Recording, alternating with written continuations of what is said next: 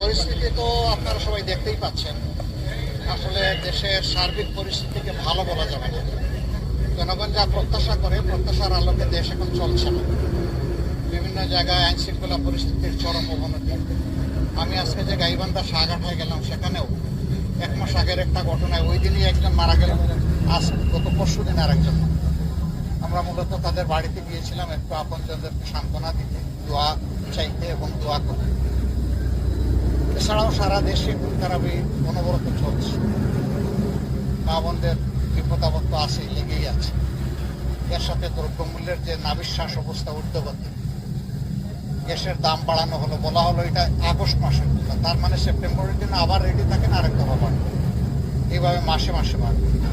এই মাত্র 2-3 মাস আগেই বাড়ানো হয়েছে 600-700 করে একটা সিলিন্ডার, 1.5 গুণ হয়ে গেল। এখন আমরা আশঙ্কা করছি যে 2-3 মাসের মধ্যে এটা 2 গুণ হয়ে যাবে। এই যে অবস্থা, মানুষের তো আয় ইনকাম বাড়ছে না, মানুষের আয় বৃদ্ধি না করে তার যে ব্যয় তার উপরে চাপিয়ে দেওয়া হচ্ছে, কোনো একটা সমাজ চলতে না। ব্যাংকিং সেক্টরে কোনো শৃঙ্খলা নাই। শেয়ার মার্কেট মাটির সাথে পড়ে আছে, উঠে দাঁড়াচ্ছে না। সাংবাদিক জগতেও আপনারা তো এখন স্বাধীন, সব কিছু বলতেও পারেন, লিখতেও পারেন, তাই না? আমি বিশ্বাস করি না। আমি বিশ্বাস করি আপনারা বলতেও পারেন না, লিখতেও পারেন না। একটা অঘোষিত মানে কি জানি একটা সেন্সরশিপ আরোপ করে রাখা হয়েছে। কিভাবে সমাজ চলে?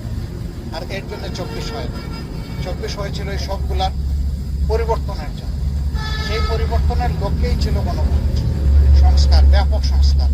সেই সংস্কার হলে তখন ক্ষমতার ভারসাম্য আসতো, সবাই যার যার জায়গাটা খুঁজে পেত এবং জনগণ একটা ইনসাফপূর্ণ মানবিক সমাজ পেত।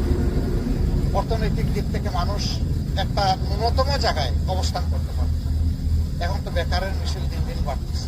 আবার আমরা শুনতেছি যে গ্যাস, তেল এগুলা সব প্রাইভেট সেক্টরে দিয়ে দেওয়া হবে, এগুলা নগদ অর্থের বিনিময়ে দেওয়া হবে বলে আমরা আশঙ্কা করছি। তখন যারা প্রাইভেট সেক্টরে নেবে তারা জনগণকে আরো বড় জিম্মি করে রাখবে। তখন আমাদের কান্নাকাটি করার কোনো জায়গা আমরা খুঁজে পাবো না। সরকার এই তাদের দায় এখন জনগণের ঘাড়ে চাপিয়ে দেওয়ার চেষ্টা করছে। আমরা খুবই শঙ্কিত, তবে বিরোধী দল হিসেবে আমরা এগুলো মেনে নেব। আমরা এর অব্যাহত প্রতিবাদ করব, সামর্থ্য থাকলে আমরা প্রতিরোধ করব এবং আপনাদের সবাইকে এই কাজের সাথে চাই। আমাদের কোনো দলীয় এজেন্ডা নেই, আমাদের যা এজেন্ডা জনগণের জন্য, জনগণের কল্যাণের জন্য।